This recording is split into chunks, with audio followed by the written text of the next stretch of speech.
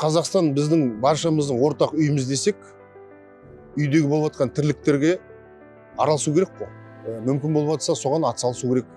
Сондықтан біз бірте-бірте осы процестерге араласып, Қазақстанның іргесін баршамыз қалауымыз керек. Маңғыстау өңірінің тумасымын, мамандығым заңгер.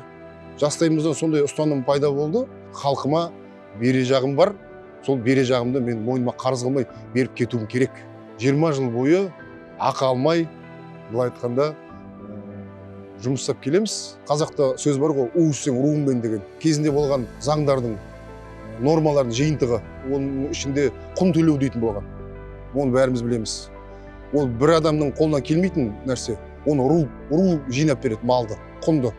Бүткіл әулет соның бұзақ болмауына, тәртіпті болуына жауапкершілік болады. Мінекей, жауапкершіліктің нағыз шыңы сол. Мен жауапкершіліктен қорықпаймын. Қай салада болмасын, адал қызмет етсе, әділдіктің туын тік ұстаса, ондай жағдайда ертеңгі күндері біреуден ұялатын, қымсынатын жағдай болмайды деп есептеймін. Партияға кіру туралы маған ешкім ұсыныс жасаған жоқ. Себебі бұл партияны құрудағы бастамашыл топтың бірі мен едім. Жүйенің өзгеруі ең бастысы. Бұрын тәжірибеде болды, адамдардың орындарын ауыстырады. Бірақ үлкен өзгеріс болмайды. Президенттің бастамасымен конституция өзгерді. Яғни саяси жүйе түбегейлі өзгерді деген сөз. Мысалы, менің енді өзімнің көңілімнен шыққан бағыт ол заң мен тәртіп бағыты.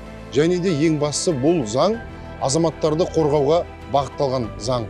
Әділдік, әділеттілік орнаған қоғамда ода даму да болады, ілгерілеу де болады, және де басқа көршілес мемлекеттермен терезесі тең болатынына тарих оны дәлелдеп отыр. Мен де атам мен әжемнің баласы болдым.